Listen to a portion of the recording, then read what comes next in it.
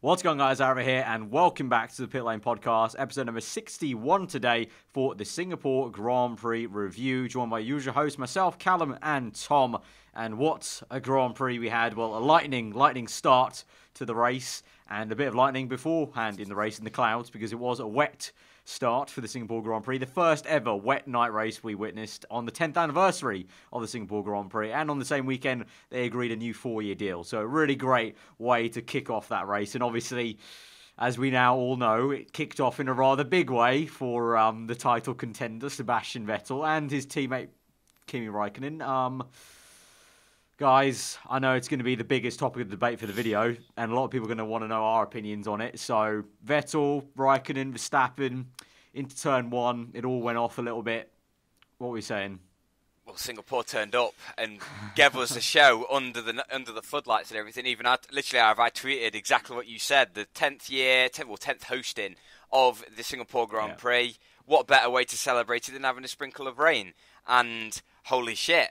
Did it give us quite the show? And who'd have thought that someone starting in 5th place would be in first place at the end of Sector 1, really. But what a madness of a start. If anyone follows me on Twitter, I actually taught my brothers out the term "oh shit," because I literally screamed that when Vettel, Verstappen and Raikkonen all came together. And like on the whole, pretty much a racing incident, but still, especially on board from drivers behind, that was one spectacular start to a race which has made a huge impact in the drivers' standings.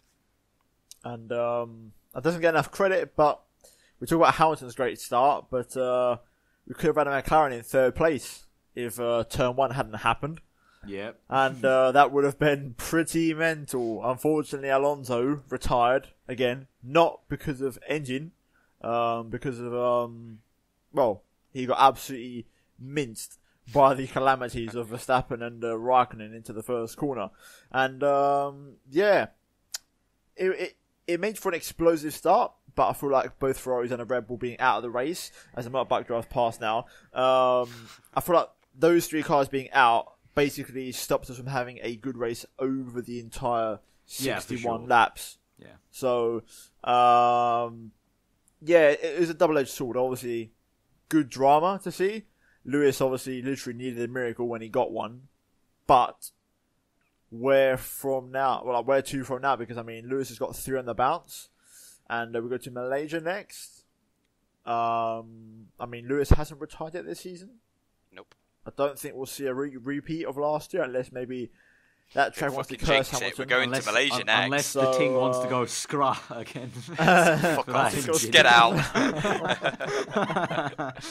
Bloody hell. The momentum Hamilton's got, I think, is the thing going for him. Because in terms of stats, Vettel's been behind by worse than he has right now, twice now, when he's won the championship. 2010 and 2012, he was behind by more than he is now, with 6 races to go. So in terms of that, history's on Vettel's side. Chance. He's got a 50% chance. Yeah. Because he won 2 with a lesser margin, but he's also won 2 from outside of the current margin he has. So...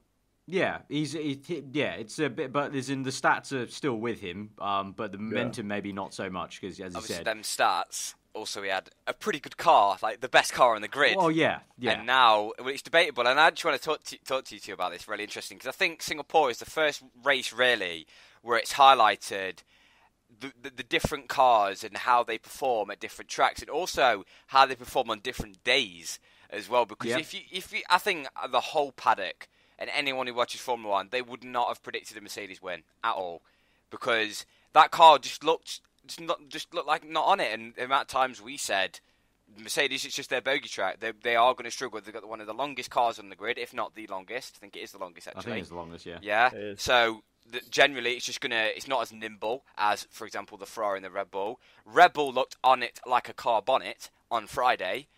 Didn't turn up as fully on Saturday, because Ferrari seemed to turn up. And then when it came to where the points all come around, Mercedes obviously turn up. Obviously, the Ferraris combust. One Red Bull drops out there as well. But when it was a Mercedes versus a Red Bull, the Mercedes had the pace. So I think it's really stirred it up in terms of Mercedes got their act together on race day, which is probably the crucial point. That's how you win world championships. And with Mercedes stepping up, getting a 1-3, quite interestingly, no team has ever had a 1-2 at Singapore, which I was really, really surprised at in 10 years racing around there. But that was crucial for Mercedes to get them points on race day. I think it was a good performance for Red Bull though, because there was a lot. I think the report was, the clarification was, it was like gearbox and also like some weird, I can't remember, was it hydraulic or something like that. Ricardo had an issue pretty much from halfway through the race. So actually they were worried about him retiring halfway through that race. So he did very well to even nurse that Red Bull. I think that's why at points where it's like, I think you said it literally before we started recording the podcast, Cal, like there were so many moments at the very end of that race where it was like the commentator would be like, oh, Ricardo's catching a bit. Oh, no, he's lost it. Oh, he's catching it. Oh, it's like he would have these moments where he had to nurse the car more and then it would become stable a little bit. The gearbox would come back to him maybe. Then he'd be great in Sector 2 and gain all the time and then he would lose it all over again. So it was a shame for that sense because I think it could have actually been a decent fight maybe if Red Bull hadn't had those issues that we only really found out until after the race. But yeah, no, Mercedes, showing what the pedigree they've got to, bring it through 1-3 at that track. Good stuff. Good stuff. And great stuff for a lot of people. There's a lot of honorable mentions. Carlos really Sainz mixed up the top 10. Carlos Sainz, 4th place. Sergio Perez, 5th. Palmer, 6th place. Hulkenberg was in the mix there until he had to retire, which is just so unfortunate again because, it's just Hulkenberg's luck, isn't it? He was right up there with Sainz. Van Dorn, 7th place. Stroll, 8th. Grosjean, 9th. At one point, Magnussen was looking very tasty indeed until he retired, but he had some very ballsy moves indeed. So a big day for a lot of drivers out there to show their class. I like that pun. Very ballsy move from Magnussen. Yeah, it was very ballsy. I think I literally said that on Twitter at the time. He was like, that move that Magnussen made against the Force India, that was a suck my balls kind of move. Like, just dived it in. Fair play to really Magnussen, close. Actually. He was pulling off some good moves. Like, he's been renowned for his slightly dirtier side, but around Singapore, the slight brush with Massa. And also, I think he dived up the inside of Ocon as well. Yeah. To turn 14, I think it was. Sick move. I'm really impressed with that. Yeah. But do you want to talk about the start before we obviously move on a little bit more? Yeah. Because obviously people are going to want in the opinions. What does the Ferrari fan think? Racing incident. I think we if not, Verstappen's fault. I'm only joking. I'm actually not being serious here. Leave me alone. Leave my Twitter alone. Racing incident, if you got to put the blame somewhere, then obviously you can say Vettel because he sort of drove across. But racing incident, I mean, if it was in a dry, then Vettel would have had a race ban. But because it's in the wet, he couldn't have seen where Raikkonen was. And it's just one of them ones really. I think we had it, I swear we had like 2 or 3 races ago where that same thing. I think it was at Spa when we had the Force Indies. I think it was Perez and Ocon who came together down to Eau Rouge. Like and that was in the dry, but I mean, you just don't know, like, who's there. Sometimes you don't know. I don't think you would have been able to see him in the dry, really. I think it was just his blind spot. I think it was just his blind spot, so he just didn't know. But, yeah, I mean, it's just like racing incident, because you had Verstappen staying straight as a stick. Raikkonen gets a great start to jump and, like, moves a little bit right, and then you got Vettel moving so left towards the apex. But then it's just like, it's just one of those, like, turn 1 things, and then, like you said, because it was in the wet, I just knew something was going to happen. All of us were like, something's going to happen. Something surely has to happen into turn 1. And holy crap, did it happen into turn 1. Like, when Raikkonen's car started sparking and spinning across the track, it was just like, oh no. Because even Hamilton was like, I thought I was going to get collected. Thankfully, I got on, and it was Max that got collected a second time into turn 1 and turn 2. And then the camera pans, and then Vettel's gone for a spin. He's backwards into turn 4. That was mad. That was crazy. The fact that had that. They were already focusing on the turn 1 incident, and then you cut to Vettel reversing. Well, trying to... Not the first time he's done that. He's quite good at it. Brazil. Yeah, it's not the first time he's done that. Yeah, he's quite brave, but... That was I feel like that was madness. more of a consequence of the spin. I feel like he's just rolling backwards with the clutch. Obviously you won't reverse him, but the fact that he was just rolling backwards, just going, "Hi everyone, do it, please don't hit me." Like, and also I think Hamilton, even if he dodged turn 1, the fact that Vettel didn't snap the other way that'd have been both title Lewis protagonists said that out as well in the straight interview. away. He mentioned that as well. He mentioned a lot of all the points where he got lucky and like needed that miracle to come in, and they had like 3 mini miracles basically because Seb could have easily snapped the other way, and then it would have been both those title challenges out of the race. We saw both Hamilton and Alonso just diving down the outside, and to be fair, Hamilton broke that late that I thought it was going to go off. Like if you look at his onboard, he was so ballsy on the brakes; they looked like he was going to go straight off, and obviously Alonso as well. I think Eddie Jordan said, starter of like the grid, like of Formula One, like he's one of the best starters on the grid, and the fact that he was just diving it down the outside, a wheel on the wet paint on the outside, still managed to get it slowed down, and the fact that he got collected, I was heartbroken. Like I honestly thought Alonso could have got a podium today. Yeah, really do. Or yesterday.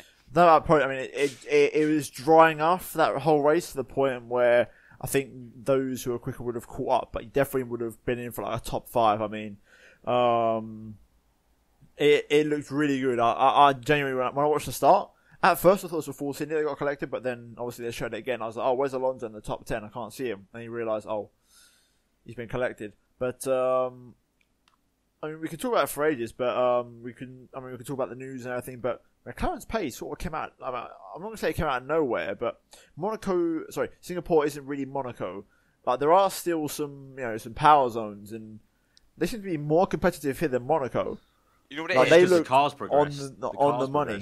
Yeah. Monaco. Also, I think with this generation of cars, I think Singapore is more like Monaco this year than it was last year, if you get what I mean. Like, with the current downforce regs, it had more of a Monaco feel because they were brushing against walls more, they were a bit more on the edge, and like even down straights, I think Verstappen commentated his lap in Q3 and he didn't use 8th gear into turn 1. Like he was just going to sit in 7th. So even with the straights, and like, I think David Coulthard or someone pointed it out that it's not like it's the Honda's obviously drivability and acceleration is decent enough.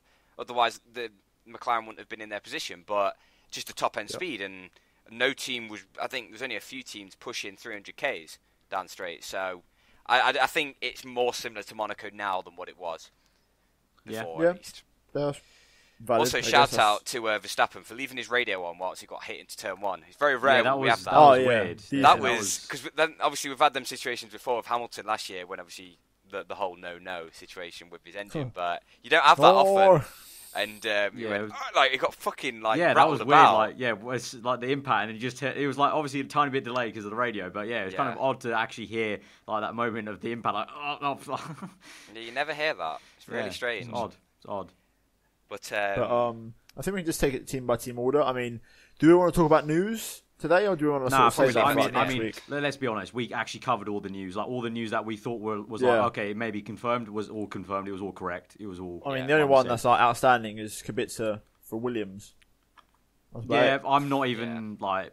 I'm going to be. I'm maybe an unpopular opinion. I don't really care where that goes. Honestly, I'm not too fussed. I was fussed when it was with. I was fussed when it was with Renault because they looked like some genuine substance. I still think that is probably just like people creating a story news just to kind of keep up the buzz. Maybe I think Renault is probably his only realistic chance. That's just my opinion. So I'm just not too fussed to be honest. To me it's just dead news now. And then everything else was confirmed. The only thing that wasn't was Toro Rosso, obviously, what they're going to do in terms of the seat. I think it's going to go to Gasly, though, because also Matsushita, as Cal pointed out last time out, just doesn't have the points. The FIA are never going to just be like, oh, don't worry about the license points. So in terms of going back to team by team. Go team by team, but I do have a curious point. I'm looking at the constructor standings. Williams are in big trouble. Oh, I mean, serious. They're really not big trouble. They're in trouble.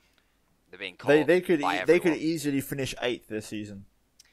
Yeah, I think they will. Like literally, I think a few people at Williams have said to the media that this is going to be a long slog for the end of it. Like the fact that Lance Stroll, I think it was just Lance Stroll, wasn't it, that picked up points. Just 4 points. The fact that he picked up 4 points around a street circuit is massive for Williams, because usually on paper you would not back Williams to pick up any points. Obviously both cars are out Q1, so you would not back either of them. So the fact that they did pick up points is just mad thing. But Mercedes, Well, good day in the office. Madness. Good day in the office all round.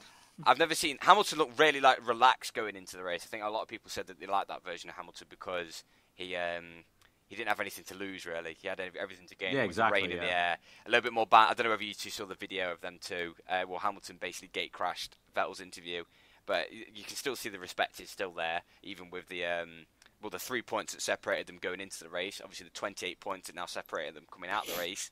But Vettel's going to get his head down. But good day in the office. Even Bottas was like, a podium will be our target, and did it. So I think they can be very, very happy, especially with a double Ferrari retirement. And I can't remember the last time we had a double Ferrari retirement.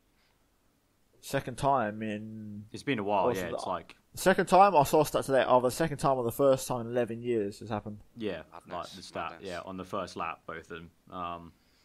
So in second place, Ricciardo, so Red Bull, obviously, Verstappen's just pretty much just so unlucky again, just to be right in the middle of that. And then Ricciardo, obviously, as I said, I think he did fantastically, if those issues really were as big as the reports are, to actually still come home in second. And at some stages, did catch Lewis a little bit here and there in some sectors. Still solid one for second place. I think he will be secretly really annoyed, but both of them will secretly be very annoyed because the way they were talking about it after Saturday, it was so surefire that they were going to both be attacking for the win. And then obviously it all just went a bit haywire at the start. So I think they can call that the best damage limitation really from the start of that race. Yeah. Toro Rosso, Carlos Sainz, absolutely awesome. 4th place, best result of his career on the weekend where it's confirmed that he goes to Renault. So nice celebration for him. And I just love also the passion of the team. Caveat, on loan, which is interesting. It's rare that you have an on-loan driver. He's still a Red Bull driver. He's still probably going to have the Red Bull helmet thing, like all the template. The template for a Red Bull helmet, probably still. What I find weird about that is, especially like always ongoing talks about obviously Red Bull ending their engine deal and going to Honda for 2019 and all that sort of thing. Not saying they're on bad terms, but if they're like in discussions of eventually leaving, I'm surprised all parties are happy and willing to provide a driver like that. So who knows? Also, I've got a feeling that 2019 Renault seat could be filled for someone rather interesting. I made a prediction this year. Alonso to Renault. Not going to happen, but we have got McLaren Renault now. I think Alonso's going to give it one more year at McLaren. If nothing happens, I think he's going to go back to Renault for 2019. Well, McLaren are very confident in themselves. That empty Alonso, in that empty Sainz seat. So that's the thing with McLaren, because all weekend, basically now it's just a grudge match between McLaren and Honda, just taking the piss out of each other and just doing Honda shots. Honda fired some shots back after this race, saying that McLaren. What is it that McLaren too aren't systematic. Used to change? Too systematic. They're not used to changing everything. But that's going to be interesting now. It did feel weird, Sainz going. Obviously, to be fair, I'm glad that he got P4 as well, just because obviously it's his best ever result for the team this season.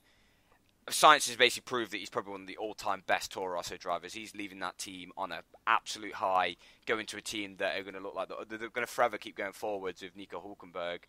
But just the fact that he got that P4 is just absolutely solid.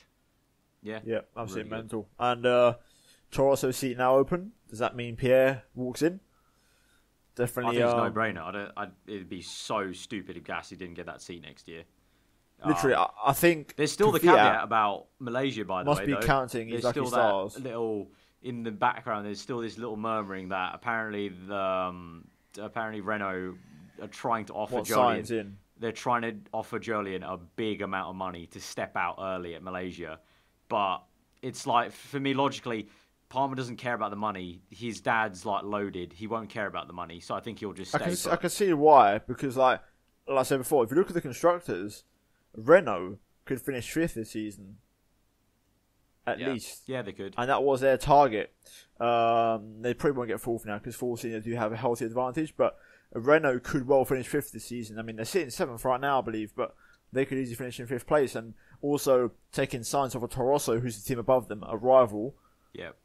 Taking their main driver off and having it for themselves. That would be massive. So, also, quite interesting caveat, but Kvyat can count his lucky stars this weekend because he put it straight in the wall. If Sainz hadn't been announced for Renault, you have to wonder, would Kvyat still be there next season? because I mean, Yeah, he's probably got another has saved him. chance. Probably has saved He's got him. another crack at the whip. I mean, the guy, we thought he'd come back stronger this season, but he hasn't really done anything spectacular, to be honest. And Gasly's been waiting in the wings, but luckily for Kvyat, Sainz is onto pastures temporarily new. So I guess, yeah, I think 2019 the driver market's already getting interesting, because I feel like that Renault seat, really, yeah. that Renault seat is going to trigger. Also, Bottas only another 1 year extension. It's like setting up also Raikkonen. Next year run out again, but I do feel like next year might be the one where Raikkonen might just step down, because also you got Leclerc and Giovinazzi coming in next season for Sauber. Like, there's so many like little things that are starting to just set up, which could trigger a big wish-wash. Yeah, everyone's set up for 2019. Everyone's on them contracts where they're ready to move for 2019 if they need to, and also it's Red really Bull, interesting. Apart from we've probably got Vettel. He's probably the only secure person. I don't know how many years Hamilton's got in his contract, but it does seem very up in the air. But going back to like Jolyon Palmer, to be fair, like shout out to him, because he did do a stellar job. Like, he didn't put it in the wall or anything. He didn't do a Kvyat. He didn't put it in the wall. And the fact that he overtook Bottas into turn one, and that as well. But I think the fact that he did kind of make me laugh in the interview when he said, "Oh well, I've got X many races left in the season. I've already had one good race. Still got this many to go." And I was like, "So I've still got to put in the work." And I was like, "Well, why haven't you put in the work prior, like since the start of 2016? Like, come on." But he has been unlucky, to be fair, this season to him. He's been unlucky. I'll say that. You make your own luck in Formula 1 sometimes. And the thing is with Kvyat, I don't know. if Verstappen will disagree. I don't know, but well, I suppose But when it comes to certain things like that, it's just But with Kvyat and his crash. When I watched his crash, when he put it in the wall, I was like, I kind of facepalmed a little bit, because it's them sort of moments where you can ruin your career, and it doesn't even, if you on the face of it, it doesn't look like much. But what you got to remember is, this is obviously his like third year at Toro Rosso now, or fourth. Obviously, he's going into next year. Look like he does have a seat, but the fact that he just put it in the wall in such a silly point, like okay, it's Singapore in the wet, it's very easy to put it in the wall, but the fact that 14 other drivers, or how many actually finished, 12 other drivers could keep it out of the wall, obviously without issues as well.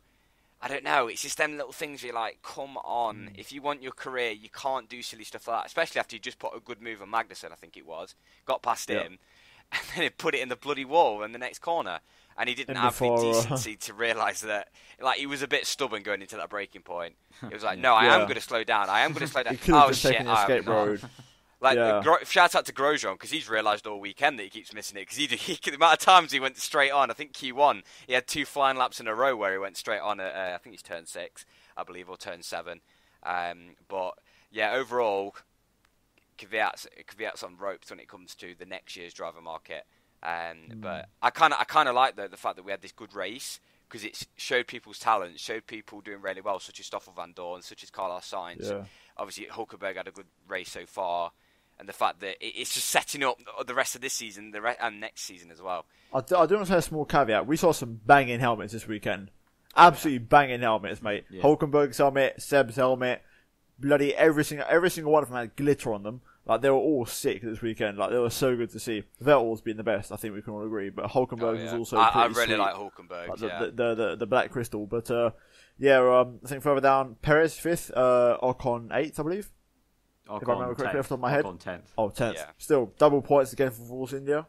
They just keep on doing what they're doing. They just keep on doing it. Perez, really good performance.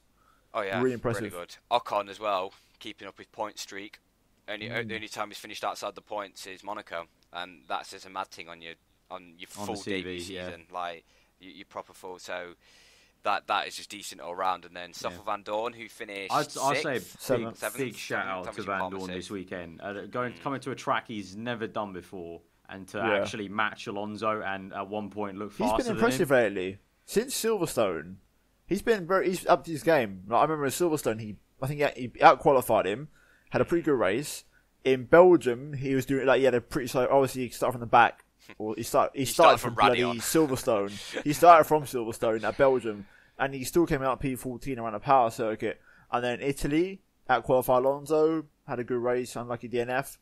I think DNF in Italy, I think. Yeah, both of them did. And then this weekend again, just I was doubting him, but the last 3 or 4 races just seemed to have shown a bit of He's the getting sort of comfy. pace He's we getting know him comfy, for. fine, I think. Yeah, he's doing a Stroll. Since he got I think announced, both him and penciled Stroll in for next season. He's now like.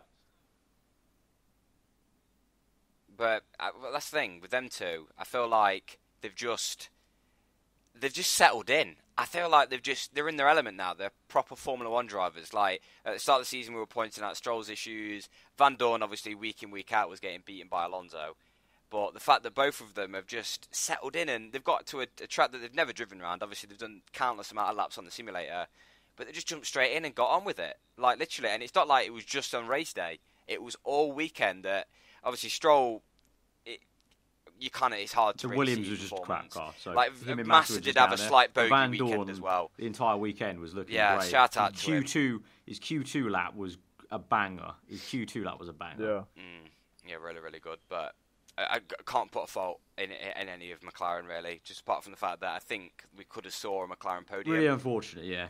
I really do. They even feel tried like to Nokia it. Like it looked like they were going to limp on with Alonso, even without data for a few laps, and eventually, yeah, it was just like that floor was I'm just not taken surprised off. he didn't have data. He didn't have half a car. Yeah, like his floor was gone. Hefty chunk of the floor was just not there anymore. To be fair, when he was falling back, I was like, "Oh, come on, Alonso! Surely the car isn't that bad." That I saw a picture of his floor. Like there wasn't. No, it was gone. It was Engine gone. Engine issue. It's like gone. Like actually gone. It's not there anymore in the car. Like a bit of it's missing. You don't see that. Like, you don't even see that. Like when a tire explodes. Like you don't see much of the floor go. So the fact that impact ripped the entire left side, you're like, yeah, I think the ground effect has pretty much been taken away at that point. He literally went full on airborne. So like. It was a proper good Singapore crash, Airlines. but, Did you see Singapore, post? Instagram post. Singapore Airlines, indeed.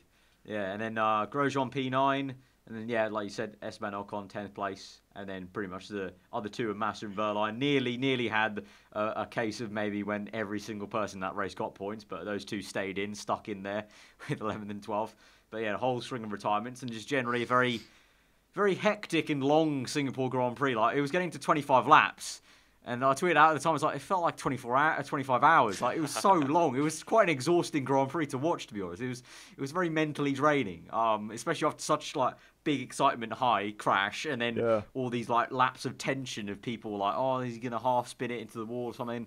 Like, it's all tiptoeing around. It was a very stressful Grand Prix to watch. Especially if you're Valtteri Bottas and your drink system fails. Yeah. Bloody hell, I'm surprised he didn't fail. Like, I'm surprised he didn't fail. No, it's like, right. He just soaked in madness. some water via osmosis.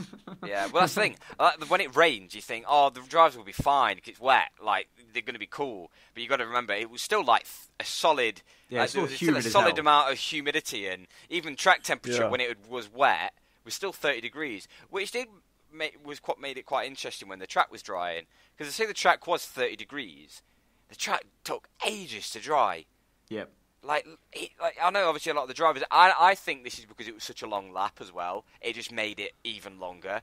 But the fact that, and obviously there was less cars on track, but it was just greasy all the time. Like it was very, very strange to see a track dry so slowly, especially when we're going to a track like such as Malaysia, where obviously we've had so many previous races where it's rained, then it stopped, and it's literally dried up in so many laps. Like. It's literally like that, and it's already dry again. I think the most recent one was, 2013 when they started on inters, and went straight onto slicks pretty much instantly because the track dried up so quickly. But that made it quite interesting. But you know, I'm just so happy that we had a wet race. To be honest, like I was so happy. It was great. It was cool. It was cool. It was a cool spectacle, especially Like I don't, it just looked odd. Like you've seen it, we like us three will see it in the game, obviously a lot of the time when it'll rain in Singapore. Yeah. But it was cool to see it in real life, like those cars going at it under floodlights in the night sky. It was wet. It was cool. It was cool. Made history as well. First ever wet. Race, it was history. Actually. It was history. Which, when you think about it, you're like, oh shit, no, they're never, because obviously the only other wet races are Bahrain. Don't think wet races mean not races. Yeah. Well, let's hope now. But I'm just looking further down outside the points. Obviously, you've got Ericsson who spun. there wasn't much Ericsson. really to discuss on that, Just really. span. Just Ericsson span. I don't get Hamilton's team radio. Oh, yeah, we can get that done on a virtual safety car.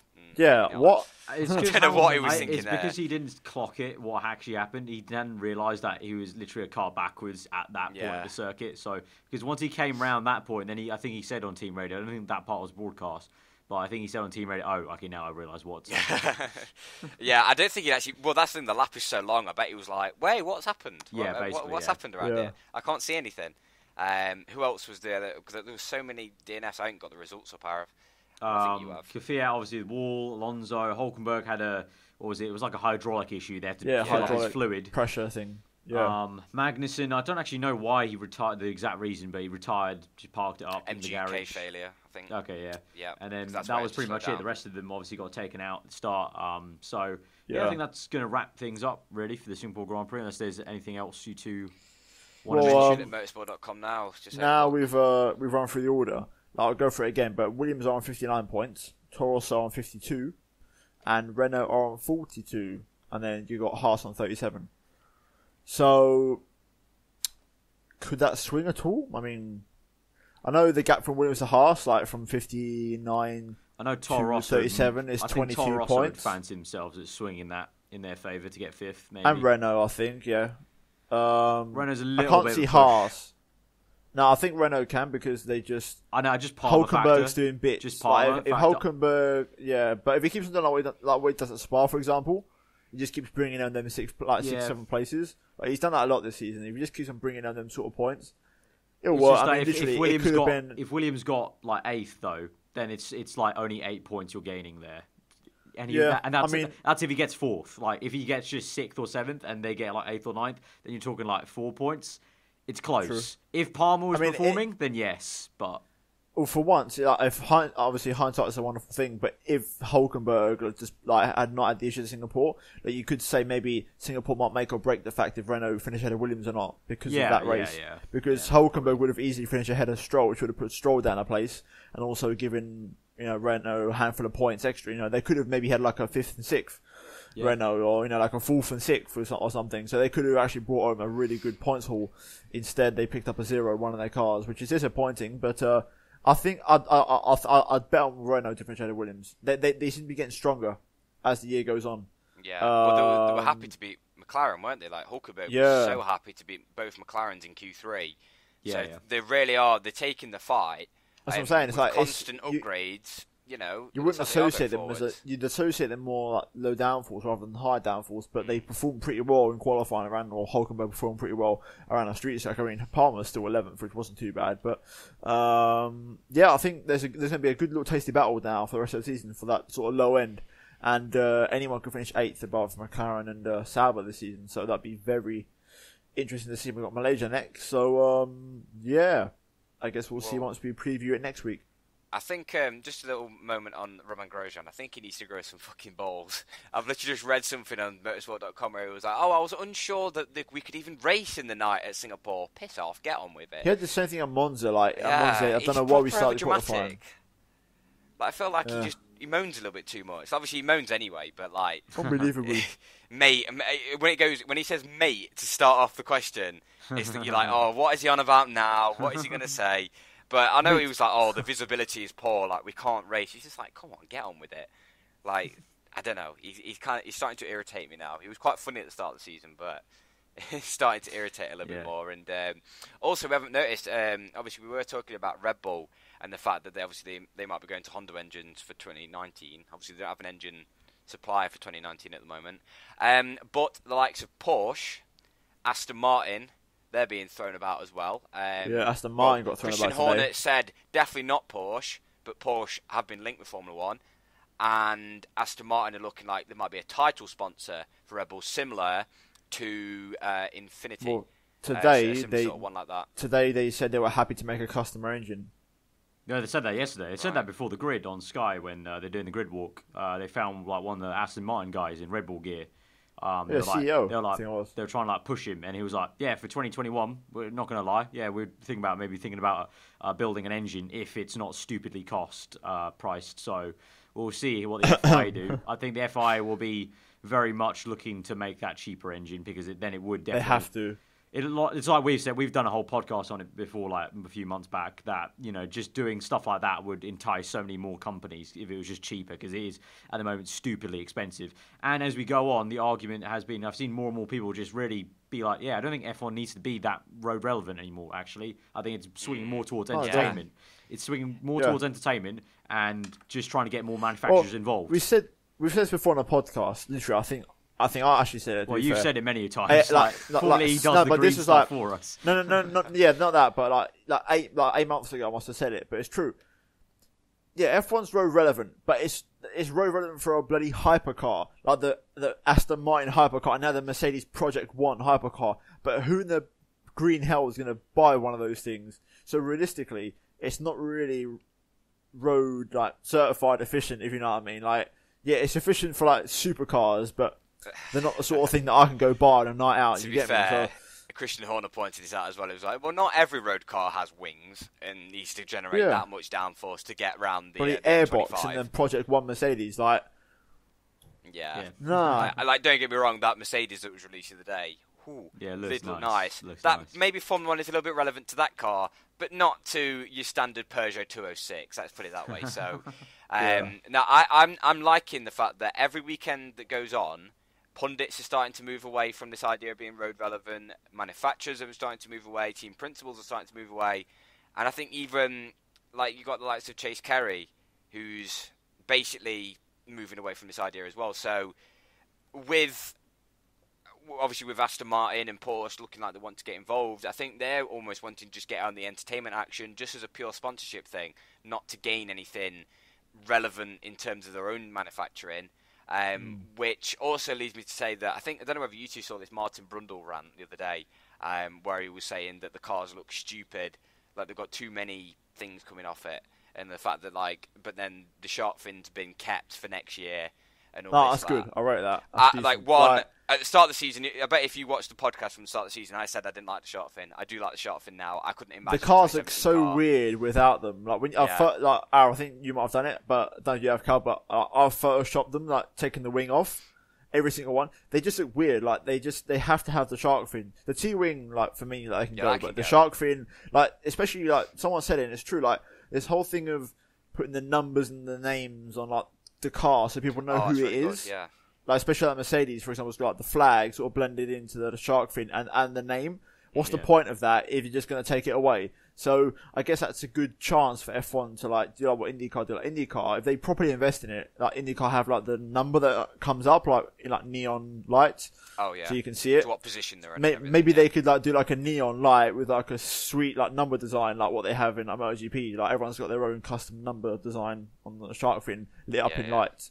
That'd be sweet. Also, they tested the rotating camera again, didn't they, this weekend? Yeah, Stroll tested it, yeah.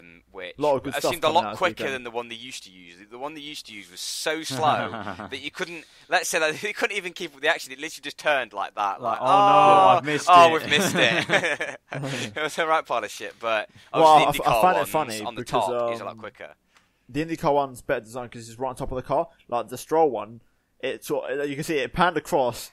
And then you got to the back, and all you see is a triple element T-wing, and then Williams have that lower one, just above where the exhaust pipe is. Oh yeah. Literally, all you see is just T-wing action. You can't actually see anything. I can see in a way that what Martin's saying is too much aero there, but I think you have to have that camera above the camera thing above the roll hoop. Above the roll. Just stick it there. And have it there, but in the grand scheme of things, a lot of speculation and good things came out this weekend as a whole, and solid Singapore Grand Prix. I think we can say. Solid. Really tip. juicy for the media. Solid tip for the entire. And we've got it for another 4 years, so Mercedes is going to be wanting to kill themselves, unless Ferrari take each other out. They'd love it. Just went 4 years like that. Just take them out turn one. Well, it is a little bit uncanny that we had two, on the run up to turn one incidents in the space of 2 years. Because obviously last year was with Hulkenberg, so it seems to generate quite a lot of interest. So I don't know. I'm happy to see it on the grid on the calendar for another 4 years. So I think that's going to be everything. wrapping up then for podcast 61. So guys, if you have enjoyed it, hit that like button. Let us know what you thought in the comments below. If you're around here, then do get subscribed to this channel for the podcast. If you're around here to these two, check them out in the description. Twitter links above. Obviously, you may have actually noticed. We'll just put it in because these two brats are just going to bring it up. These two actually finally got sponsored by GT Omega as well. You guys know my channel's been sponsored for now, I think, like 3 years. By GT Omega. So these two now got sponsored by them. So I guess unofficially the podcast is kind of sponsored by them, although we've not got an actual official agreement on that, but unofficially sort of all three of us are sponsored by the same chair manufacturer. So there's that. So these guys got free advertising in there in the end with your stupid cushions. But we'll see you guys next time. Hope you enjoy the rest of your day, and goodbye.